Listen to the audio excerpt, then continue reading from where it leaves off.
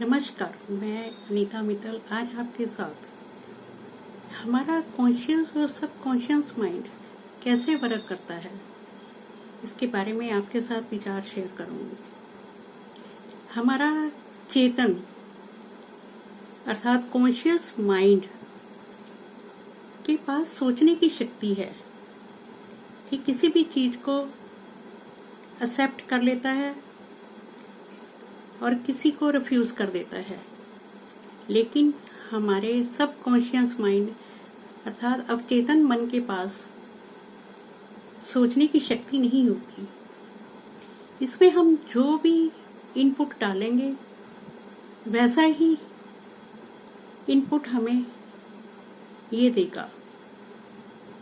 हमारा अवचेतन मन उस बगीचे की तरह होता है जिसको कोई परवाह नहीं कि इसमें कैसे पौधे लगाए जाएंगे।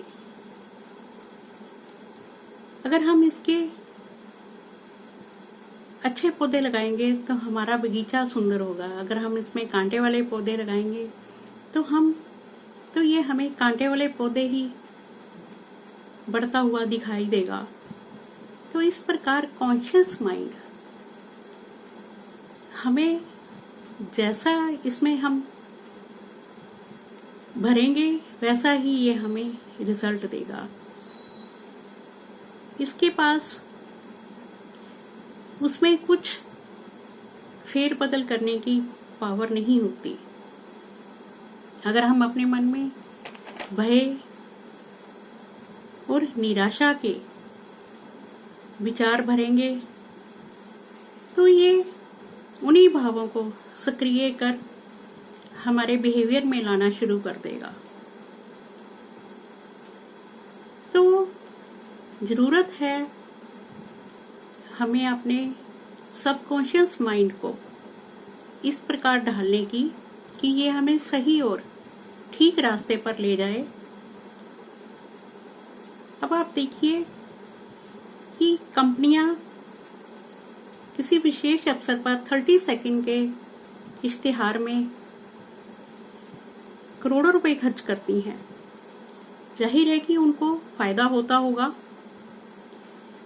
और हम जब कभी शॉप पर किसी ब्रांड की टूथपेस्ट या सोप लेने जाते हैं तो हम उसी ब्रांड की ही मानते हैं, क्योंकि हमारा सबकॉन्शियस माइंड में वो चीजें बैठी होती हैं। हम किसी अन्य ब्रांड को देखकर रिफ्यूज कर देते हैं। तो हमारा मन आदी हो चुका होता है उन चीजों को देखकर।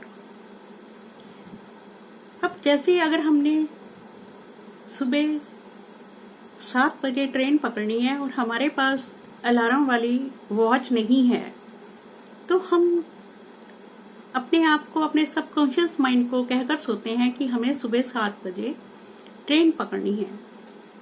तो हम सुबह उससे ही 1 घंटा पहले हमारी आंख खुल जाती है। तो ये कैसे होता है? तो ये सारा सबकॉन्शियस माइंड का ही काम है।